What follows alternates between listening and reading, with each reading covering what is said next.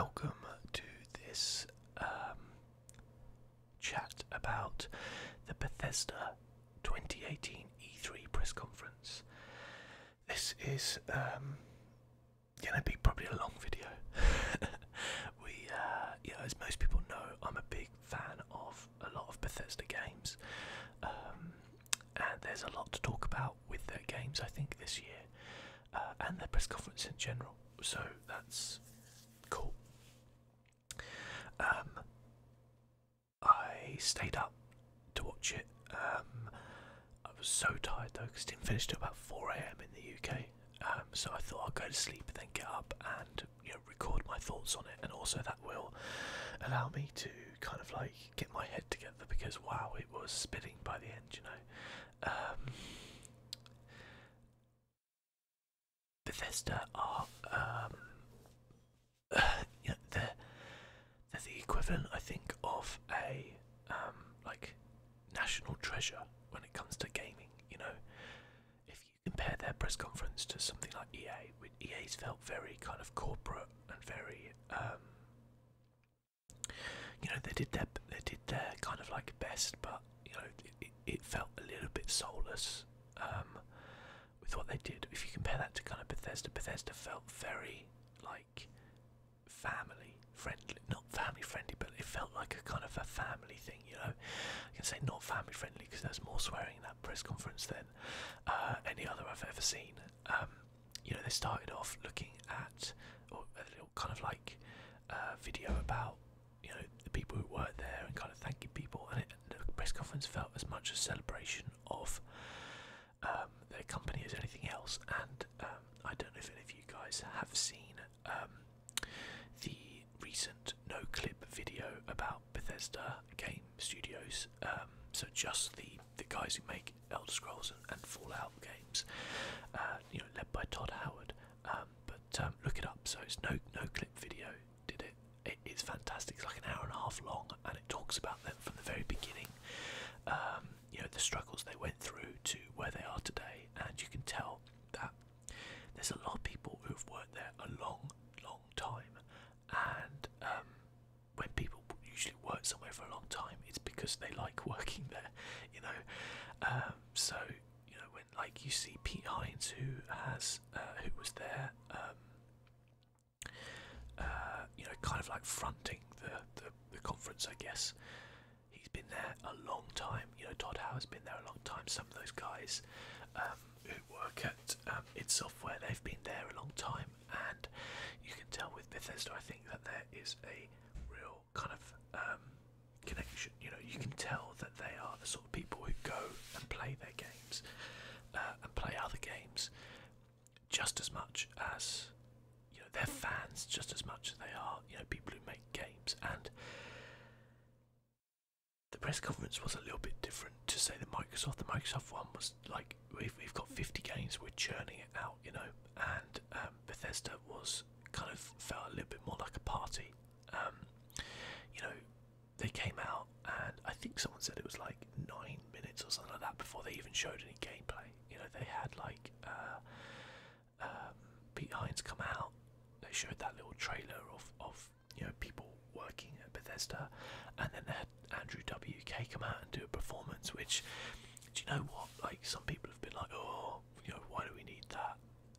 This isn't what they should do. But I do appreciate that people are like, oh, they could have showed some gameplay in the background or something like that, and the kind of like cringe on people's faces in the crowd and stuff like that. But do you know what? Quite often when you look at crowds in audiences, they're often not that engaged at these press conferences because a lot of the time they are working. They're like games journalists, or they work for different companies who are there, and so I guess sometimes they're not really there to party, shall we say.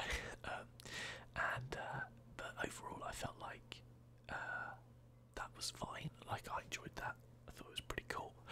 And then they came out and showed Rage 2. So Rage 2 probably isn't going to get many of the headlines from that conference, as we'll talk about later. But I actually think it looked really, really cool. I kind of talked about Rage in my pre-E3 video because it leaked and it made made reference to the Walmart calendar leaks, which was quite funny. And it would have been so awesome if you think about it, if that leak hadn't come out, they'd been forced to kind of talk about the game beforehand. If we'd have come into this press conference, think about it from a point of view of like no one knowing about Rage 2, and then doing that, and then just launching into it, would have looked very different. And I think it would have been really interesting and a big surprise to everyone. But we did know about it. But even so, the game looks fun as hell. They've got Avalanche Studios in there helping them, who've kind of like done the open world game world, which looks really, really cool. It appears like it just looks really kind of like a cross between Doom and Fallout, you know, like over the top, post-apocalyptic kind of action. And yeah, I'm really stoked for that. I think that could be one of the like sleeper hits personally. The gameplay looked fun as hell. The gunplay looked great. Seemed to be like a lot of cool powers you could use. Graphically, it looked really nice. Vehicle combat looked cool.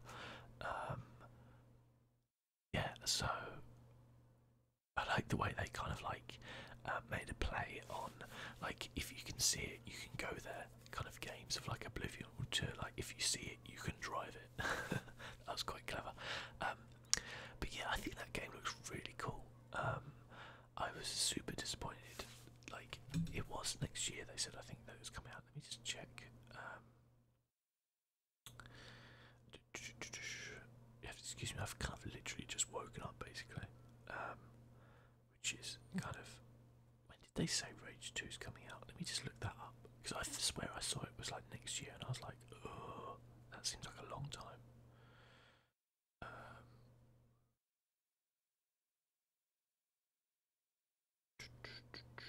Have they not actually said when it's coming out?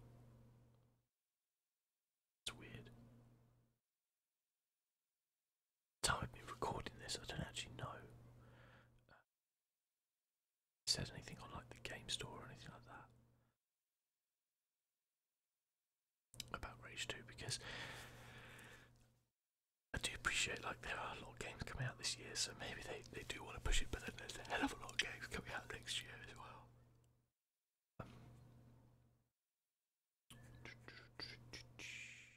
So yeah, it doesn't seem to have a date on it, which is interesting. Because it looked, to be fair, like there was a lot. It kind of, I wouldn't say it looked finished, but it's certainly they've got the real meat and bones of that game kind of done, and they even kind of like did about a collector's edition as well, which has got this kind of like mounted mutant head on a wall, which that looks cool. I gotta say, I don't necessarily think that I personally would get the collector's edition. I'm not really a collector's edition guy, but like I like it when they do fun things like that, definitely. So yeah, I think Rage 2 looked really good fun. As I said, the first one had a lot of promise, which didn't really deliver on that, but I'm glad they're kind of going back to it and they're doing something kind of different there. And even though it's like technically a sequel, you know, it kind of feels a lot fresher, I think. So that's cool, definitely. They talked a bit about the Elder Scrolls Legends. They said there was going to be like it was going to be graphically revamped, but they didn't show any of that, which I thought was weird. They said it's like coming to Switch and PlayStation 4 and Xbox later this year. It's like cool, great. I might check it out on Switch. It could be good fun. I've always wanted Hearthstone on Switch, so we'll see. They talked about Elder Scrolls Online. I'm a big Elder Scrolls Online fanboy. Love the game, and they told about the 2 new expansions coming. So we just had Somerset. There's going to be like a dungeon expansion coming, which they're like the very small ones. They had like some dungeons and some new like weapons and armor sets and things, but they're quite small. And then they said they're going to be going to Black Marsh for the next big expansion. I was like, oh yeah. Typically, what happens is with the Elder Scrolls Online is that they what they have been doing is they've been releasing like a big expansion, like a Somerset or a Morrowind, in the year, and then a smaller one like the Clockwork City, or like the Dark Brotherhood or something like that. And I expecting it to be the size of Somerset or the size of Morrowind, but it's cool that we're still going to get that anyway. And generally, those smaller ones, if you have ESO Plus, you don't pay for them; they come included with that. So that's pretty cool. Like, I'd be super surprised if they released two big expansion in the same year. But they kind of said, like, people have always been asking for more about the Argonians and go to Black Marsh and more lore and stuff, and that's really cool. I'm really super excited about that, actually. I was actually really like, I don't think many people were that excited about it, say, in the audience, but I was like, oh, that's cool. So yeah, really kind of stoked about that. Then they went into Doom 2, or Doom Eternal as it's called. I mean, Doom is a very like the recent Doom that came out was very well received, I think, both critically and by the people playing it.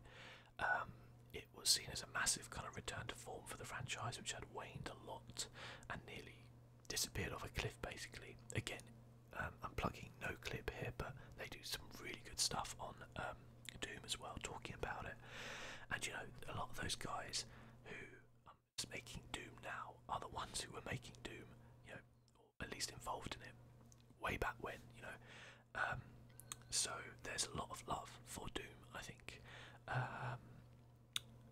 at Bethesda.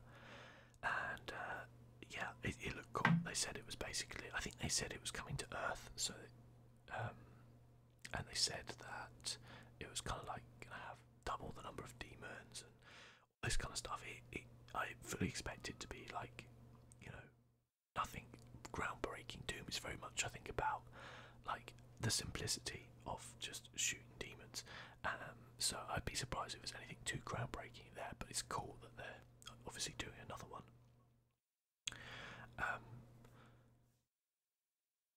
I'd probably check it out. I checked out Doom. I didn't finish Doom, but I enjoyed what I played of it for sure. It was fun.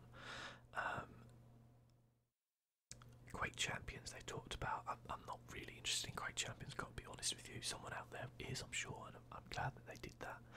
You know, some people said like, oh, why did Bethesda need a conference like this stuff? They're not really announcing stuff. I mean, think of it as a, think of it this way, okay? They have probably over 1 million people watching that, okay? And yes, 90% of those people are there for Fallout or a potential Elder Scrolls or whatever. But what better way to promote your other games than to have that there as well? You know, think about it. Like you've got those people there who are watching your stream, and a lot of people won't know about Quake Champions. It's free to play, I believe, over the next few days. So, you know, what better way to announce that to people that there's like a trial coming up? Yeah, it seems obvious to me. Like the people who are saying like, oh, Bethesda press conference is needed or whatever. Like, of course it's needed. It feels like a celebration, but in also a way, it's absolutely fantastic publicity. You know, you're piggybacking off the back of you know, the hype around Fallout and the other games, and you know, being able to promote your games which are, you know, not as well known. It's genius. It's what EA should do, but don't manage to do that. So yeah, we had Doom. Prey came out again. I'm not that into Prey. I played a bit of it, but didn't really like it. Didn't really click with me. I loved watching YouTube playthroughs, and it's cool that they're doing like a new game plus, a survival mode, and they've got some DLC coming, which seemed like a kind of like, what would be the word I'd use to describe it? Like a kind of like a roguelike almost, where like when you die you restart again and you have to kind of keep going through till you escape the moon. I thought that was a really interesting idea. I don't know how people who play Prey feel about that, whether or not they wanted some actual like proper, you know, linear story DLC or what, but you know, it looks pretty cool. So yeah, glad about that. As I said, Prey didn't resonate with me as a game, but I loved like watching playthrough on YouTube. It just wasn't quite for me. Next up we had Wolfenstein Youngblood. I haven't played Wolfenstein 2 yet. I'm actually waiting for it to see how it is on Switch, because I was thinking of playing it on there. Weirdly, I know. But I know it got well received when it came out. They announced this DLC set like in the 80s with BJ Blastovich's daughters, twin daughters. You can play co-op or you can play single player, and it sounds really really cool. I love the sound of that. I'm really glad that people are going to be able to play that game together and do stuff like that. A lot of people kind of been calling out Bethesda because last year they were kind of like their big thing was saving the single player game, and then this year a lot of their stuff includes like co-op stuff or multiplayer stuff. I think it's totally fine that they're doing like multiplayer and co-op things. We'll obviously talk about Fallout 76 in just a moment, but they make a lot of like single player games. It's okay to every now and then dip your toes into different things. In fact, it's necessary creatively to do different things. If you just pump out, like we see what happens with Assassin's Creed, right?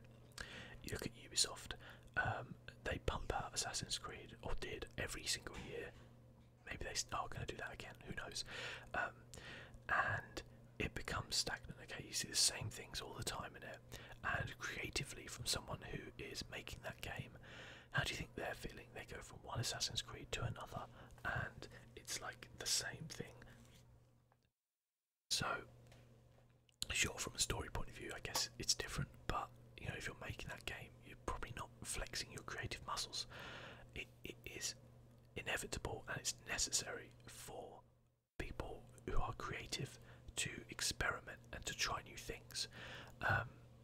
There's nothing like more mind-numbing than, you know, if you think about going to work for you, if you have a job, or going to school, you know, going doing the same thing every day and going there and doing the same thing is like, it's bad for you, especially if you're a very creative person in that sense, you know, which I'm sure a lot of these people are incredibly creative and talented.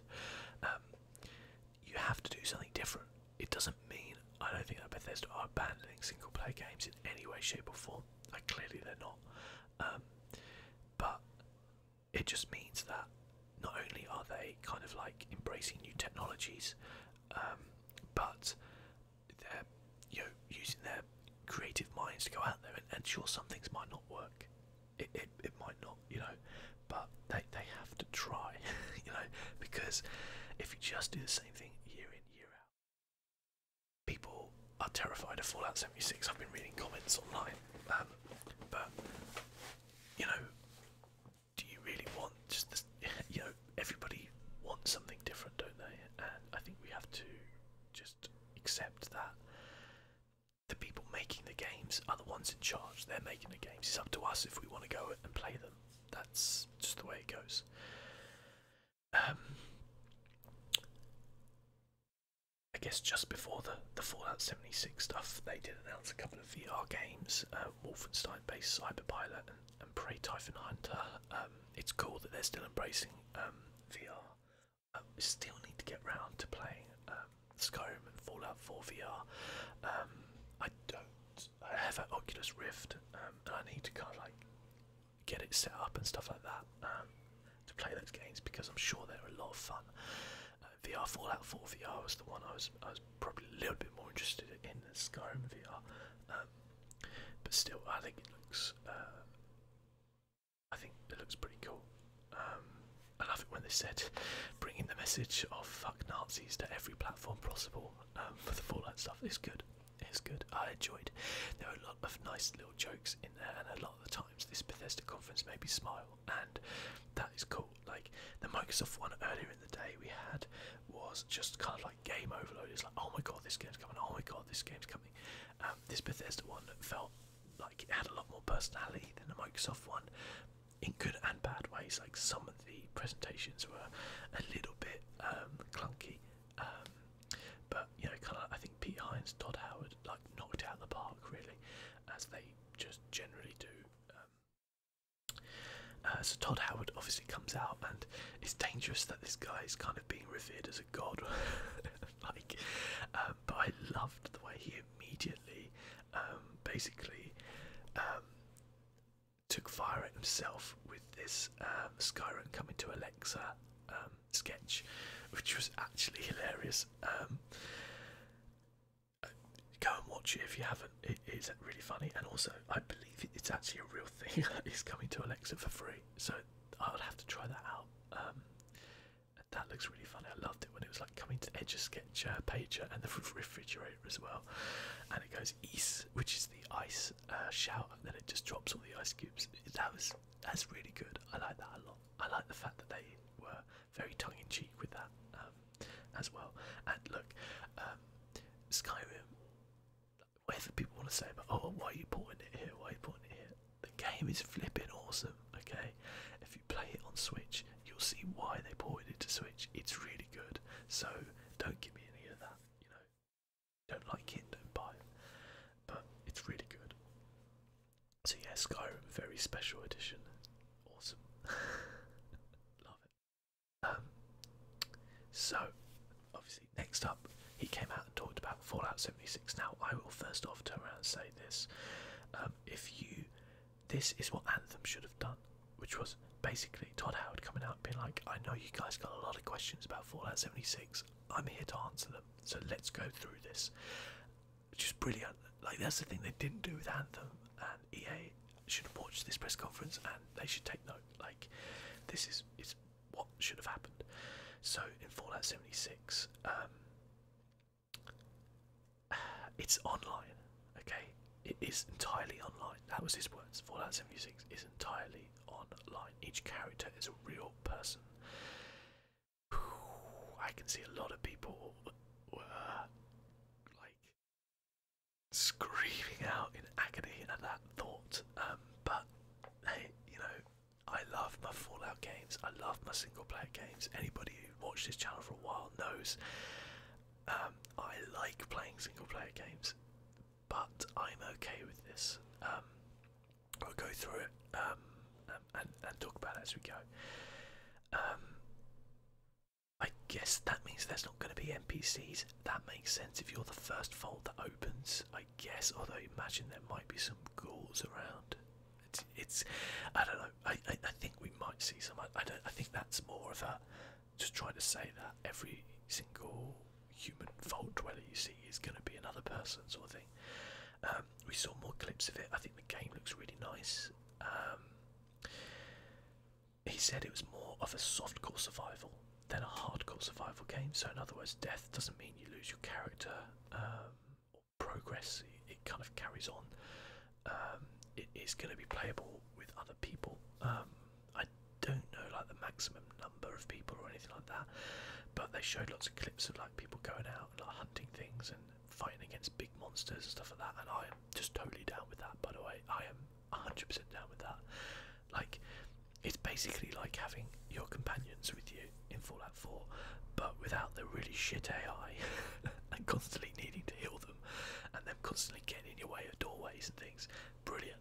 Okay, I'm up for that. I'm looking forward to playing that. As I said, I love single player games, but this is brilliant because I feel like this is like bridging a path, you know, bridging the river that separates single player and multiplayer. He said you can play it solo, okay, and I don't know if we're going to see something like, say, Conan Exiles, where there's a dedicated single player mode which won't have anybody else on there, or whether or not he's like, yeah, you can go in and you don't, you know, you can go solo, but there might be other groups of people out there. We don't know. They said there's going to be dedicated servers from the get-go, which is fantastic. That's something people always ask for, and it's brilliant. I don't know. I would imagine they will do something similar to like Conan or other games where you can rent your own server. I would be 100% down for that, because the main reason why everyone's terrified of an online game is because of kids and griefers, right? So getting, you know, you want to play your game one way, and then, you know, you're just going to constantly like raided by kids, or, you know, just griefed by people and stuff like that, and it's going to ruin your experience if you want that immersive experience in the game and stuff like that. And I totally understand. I'm like that as well. I don't want that. It doesn't interest me in any way, shape or form. I'm more of a cooperative multiplayer person than a PvP. You know, I don't mind a little bit of PvP.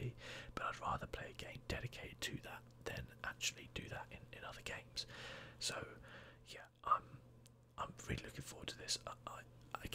I'm glad there's the option to do that, and people will obviously want to do that. But I would imagine there will be different servers, as there is in most of these other games, which focus on PvE or PvP. You'll be able to turn it on and off, I guess. You'll be able to turn off, I guess, base destruction and stuff like that. So I wouldn't be too worried. Like, Bethesda are not idiots, okay? They know that people, Todd Howard said it himself, like, we're not going away from single player games, or we're not going away from that experience. We love that too, and so I'm super hyped. Like, the way I'm imagining it is a larger Fallout 4 in a probably less densely populated area, with potentially I still feel like there's going to be quests and things like that to do. I think he did say there was still going to be quests and stuff, so that's cool. But kind of like being able to build your own base anywhere. There was this kind of like mobile camp thing which allowed you to do that, and being able to do that with friends, then going out scavenging and grabbing loot and stuff like that. And I love that in Fallout 4. So I'm so hyped for Fallout 76. Like, I cannot wait. I'm totally confident there's going to be options for people who don't want to deal with griefers and stuff like that. Whether it's not they can rent their own server, or whether or not there will be dedicated servers just to PvE and stuff like that. I know there will be options for that. Don't worry. Don't panic. They showed off the kind of like nuclear missile stuff, which, hey, I'm down with that. That looks cool. Getting the codes, being able to nuke a base. It's the same thing like Conan, when you can summon a god to destroy a base and stuff like that. But don't worry, this is not going to be like, oh, I just spent 3 days building my base. Oh, someone's just nuked it. Like, I'm pretty sure that you'll be able to turn things like that off, or, as I said, have PvE experiences, stuff like that. Like, if that isn't the case, I'll eat my foot. Like, because I'm pretty sure Bethesda are tuned into what people want, and I'm sure that there's enough people working for them that will turn around, and they will have seen games like Conan Exiles and Ark and all those types of survival games, and will be like, oh yeah, there needs to be an option for people who want to have that fun, want to do that side of things, and people who don't want to do that side of things, and they know their audience, they know their Fallout audience. There's a really cool little that they announced, like the collector's edition. I just think it's weird when they kind of announce that at conferences, to be fair, but they did, and it comes with a glow-in-the-dark map and a power armor helmet, and I was like, that's actually darn cool. I'm sure it's super expensive and I won't get it, but I was like, that is really cool. They announced there's a beta coming.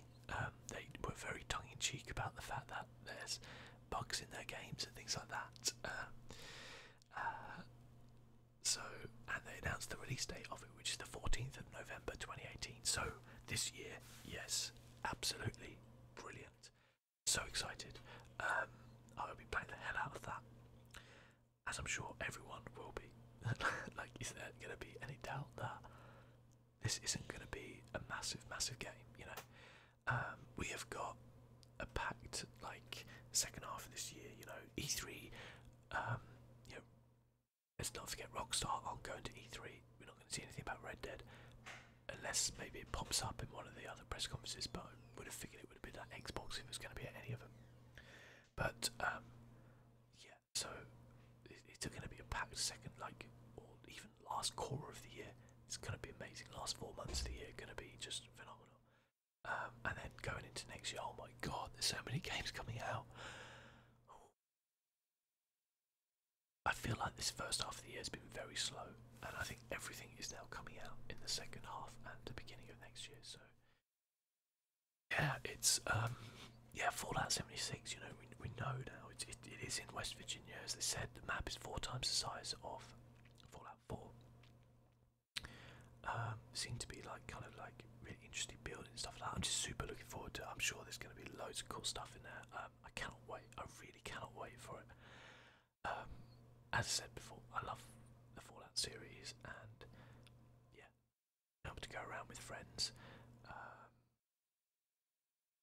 and experience things, just cannot wait. It's going to be so cool.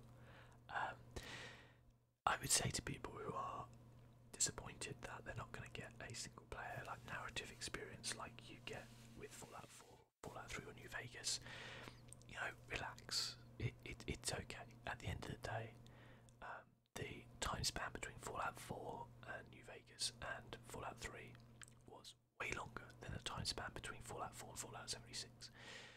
Clearly Fallout 76 is running on the Fallout 4 engine. They have updated it, they said that.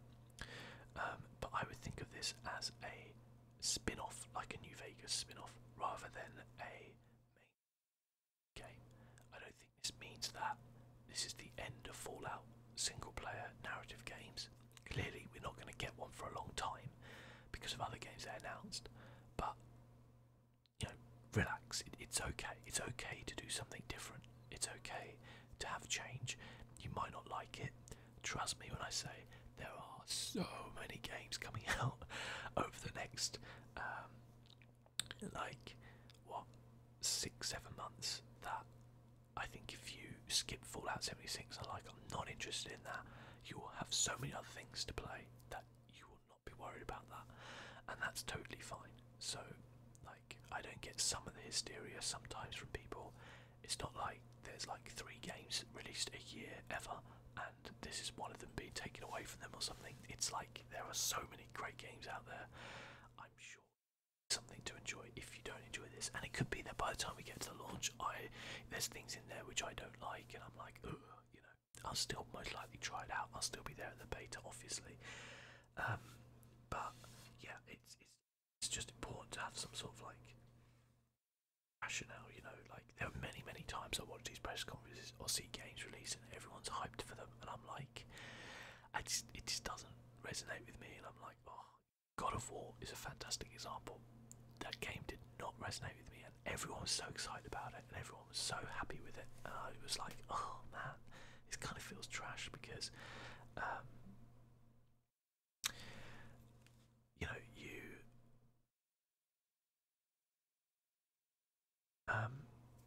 kind of feels trash because it's like you want to enjoy it as well, and you don't know what people are seeing that you're not. You're wondering if you're doing it wrong, but you just have to accept everyone's different. Everyone will like things that other people don't, and the fantastic thing about the game industry nowadays is that there is something out there for everyone. So relax. They talked about Fallout Shelter next, which is coming to.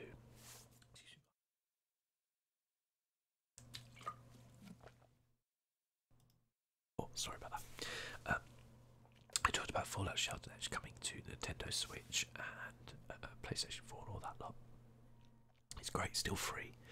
And then they announced something which looks really interesting, which is the Elder Scrolls Blades, a mobile game. Now, I trash talked EA for showing a mobile game on here, but let's face it, that Command & Conquer game looked utter crap, and the way they showed it was horrific.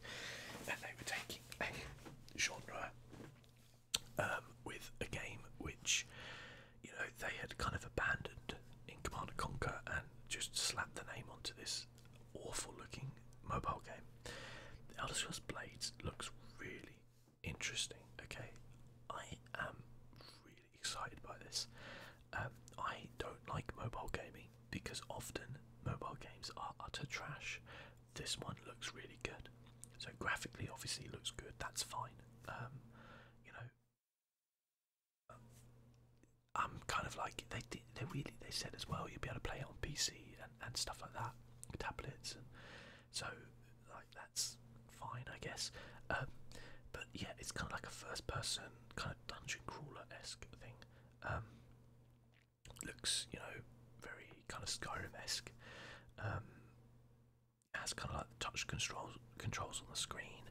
There seem to be like 3 different kind of game modes to it. You can have like a roguelike experience of like just going dungeons, seeing how far you can survive. Like 1v1 mode where you can duel against people.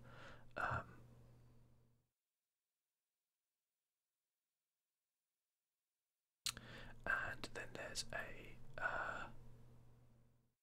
town mode as well, where you can kind of, that's the main kind of mode they were saying, where you kind of build up your town. I guess you go off on quests and stuff like that. It looks really cool. You can play in portrait mode as well, which is awesome. They said that was a kind of an important consideration for so you can play it like one-handed if you want. It's kind of cool. I like it. Obviously, it's not like the Elder Scrolls game people were hoping for, I guess, but I think it looks really cool, and it's free as well.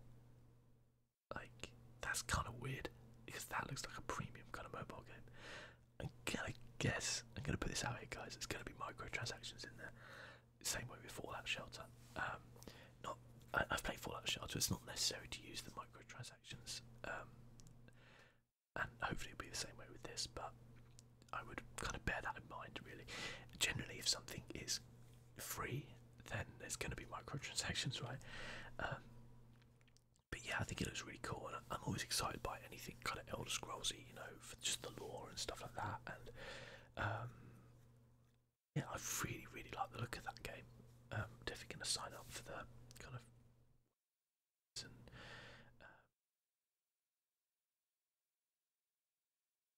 see that the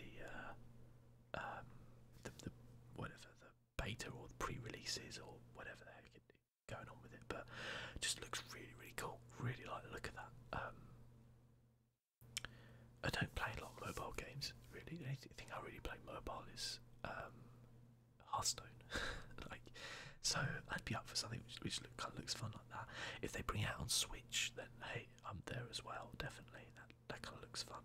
I know it's kind of a bit silly because it's like you've got Skyrim on Switch, so like why would you kind of release this? But you know, it's something a bit different, isn't it? I guess, and I'm all up for that. So I'm glad that they're kind of doing that. The Elder Scrolls series has a history of like kind of weird spin-off games, you know, things like Redguard and what's it called? Something Spire, isn't it? I can't remember that it's called. I can't even remember what it's called. Yes, there are like a continuing, and like the Elder Scrolls Adventures, you know, stuff like that. There are some weird spin-off games, so I kind of looking at it like this, and sometimes they can be really, really endearing. Perhaps not the greatest games ever, but endearing nevertheless. So yeah, I'm looking forward to that actually. It's pretty cool. I like it. And that, to close out the game, Bethesda did something which they don't usually do. So I think this is their 4th year, and every single year they've always been kind of like focusing on what's coming out within the next 6 to 10 months or so, and nothing else. But they said this year they're doing something different. They're going to talk about what's coming next generation. Okay, so by that I would imagine they mean is this is not coming to PlayStation 4 or Xbox One. It's coming to whatever the next generation consoles they are. So put that in your calendar as 2020 to 2022 as a kind of release date, you know. So not anything that's coming out anytime soon. And Starfield was the first one, much rumoured. We really did not see a lot about it. Obviously we know it's kind of set in space, but it was a very quick kind of teaser. But kind of like cool that they've announced that yes, this is something we're doing, because it's long been rumoured. I'm sure there'll be lots of questions about it which they just won't answer anything about, as such is the way.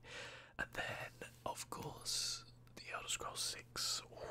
I was like, I don't know, my heart was pounding at that, I'll tell you that much. So yeah, he was like, this is the one that everyone always asks about. I mean, of course we knew they were making Elder Scrolls 6, of course we know that. Like, I don't really think we needed a teaser trailer to do it, but I'm glad we got one anyway. That kind of like 30-second video is going to get absolutely like broken down into its smallest detail by people trying to work out where the hell it is. I've already seen loads of people say, oh, it's in Hammerfell, or oh, it's in you know, the Somerset Isles, or oh, it's you know, here, or oh, it's there. And like, my personal opinion is I ain't got a flipping clue. Okay, it looks cool. Obviously what you see there is not what you're going to see in the game, I would imagine. That is literally a 30-second teaser, and we'll have no reference, I think, to probably the game. Obviously they didn't announce where it's going to be set, they didn't announce what it's going to be or anything like that, but it's just cool that we get to see it, and maybe at E3 next year we'll get to see a lot more or not a lot more, but maybe like a slightly extended teaser and maybe a title or something, and then maybe the E3 after that we might get to see something. And I don't know, but it's just, what a time to be alive, ladies and gentlemen, because like this is not like, let's not put that, we are in a golden generation of video games right now. Okay, we have been so lucky over the last couple of years to have so many fantastic games, and there are just more coming and coming because this industry is growing and growing and growing, and as a result, people who are growing up with video games are making video games, and the technology is expanding, and it's expanding at such a rate that these games are just becoming phenomenal experiences from smaller indie games. Whether we have like publishers like Steam are allowing indie games to basically exist because otherwise they wouldn't. This digital kind of storefront allows them to exist where retail stores just wouldn't be viable for them. To these big AAA games which are now having budgets bigger than movies, existing because they know they can make that money back, and we are just existing in this this bubble right now, and I hope it never pops, because just if you're ever kind of coming out of this and looking at it and going, I'm really bummed out, or this isn't good enough, or I don't want this, like, just take a second, take a deep breath and look around at all the games there are and stop acting like a spoiled child because there's so many things out there for you to play and so many amazing experiences to be had in video games, whether they're from this year or whether you can go back a couple of years or do things like there's just so much out there. And if you feel yourself maybe doing that, maybe take a break, do something else, but because I'm just so excited by all these games, like it's just incredible. This was a fantastic press conference in my opinion. It was entertaining. It had a little bit of a slow kind of start, I guess, with some of the games, but it built up, and I think they did a really good job at explaining what Fallout 76 is. Like, I'm sitting here going, okay, I've got a really good idea of exactly what this game is now. Whereas I was there with Anthem, and I'm going, so is it single player? Is it multiplayer? How's this going to work? How's that going to work? And notice when they're talking about Fallout 76, there was no mention of, oh, hey, can I buy loot boxes, or is there microtransactions for customization stuff? It doesn't fucking matter. Okay, right now, that's something for close to the date, I guess, once we know more about the game, and I feel we know more about the game now. And hey, I've still got hundreds of hours left in Fallout 4, so I wasn't sure if I was even ready for a huge new single player expansion, to come in that series anyway, so it's good, I'm really, really, really looking forward to it. The one thing I would say about Fallout 76 is from a mod size, because it's online, I'm gonna guess they're going to basically not allow mods unless it's the creation store. This is something we've seen coming for a while. Bethesda, they want to control the mods that go in the games. They want to produce an ecosystem where mod makers are being rewarded, and that they are in some ways being quality controlled, I guess, or at least being the best that they can be in terms of the mods. And being online, I mean, if you think about MMOs, stuff like that now, you can get mods for them. They're usually little kind of like mods which adjust little things. You can sometimes get stuff which adjust the way the game looks, like EMPs, stuff like that. You can get those for Elder Scrolls Online. But, I don't think we're going to see the breadth of modding that we see for Fallout 4 or Skyrim or anything like that. So maybe that's a little bit of a shame. But who knows, maybe there is going to be like an offline mode coming for it or something. I don't know. He didn't say that. So that is complete speculation, but I guess we'll see, won't we? But yeah, overall, just super excited. I said that at the beginning of this conference, like, I wanted to see more of Rage 2, and we did. I'm super excited for that. I wanted to see, explain to me what Fallout 76 is. They did that. That's fantastic. I'm hyped about some ESO stuff coming. I got to see a little bit of a trailer for Elder Scrolls 6, like a tiny, tiny little thing, and that's super cool. Like, I love that. You know, it was like seeing something at the end of a Marvel film or something like that, where you're like, you know, it's just that little bit of like the cherry on top of the cake. You know, it's not necessary. Like, I still enjoy the cake, but I'm glad it was there. And yeah, Starfield, I guess, is the one. They're saying that's their first like new IP in like 20 years or something like that. I don't know if that's actually true, because Rage was a new IP and that wasn't 20 years ago or something. But anyway, maybe they're talking about Bethesda Game Studios, and that's totally fair actually if they say that, because they've obviously only made Fallout and Elder Scrolls, so it's understandable. But yeah, I guess, and that's an important thing as well, because I've talked about creatively doing something different with Fallout, and like, I get the feeling that like if Bethesda Game Studios just made Fallout, Elder Scrolls, like, I'm sure they love those worlds, but there's probably stuff they really want to do outside of that, and I think maybe this is where Starfield comes into it, where they talked about, they had ideas for this for many years, they wanted to do, and you know, now they're going to do it. So it can only be exciting. Okay, Bethesda for me are just one of the best companies at making games. They don't seem to have too egregious business practices with their games. They have a lot of goodwill. They've existed for a long time, and they generally come across as having a passion for the industry, you know, in ways which EA and Ubisoft still struggle with. They're still a bit too corporate, you know, in that way, but each their own, you know, they do their own things. So yeah, I love that. You know, I'm looking forward to the Ubisoft conference coming up, the PlayStation obviously as well. The PlayStation one might be a little bit delayed, just so you guys know, because it's on at like stupid o'clock in the morning again, and I can't stay up again because I've got work like early in the morning. So yeah, that one might be a little bit delayed, but I'll definitely get the Ubisoft one up this evening, because I'm really looking forward to seeing that and what they've got to offer. More of the Division, more of Beyond Good and Evil 2, I hope. Very intrigued by that game.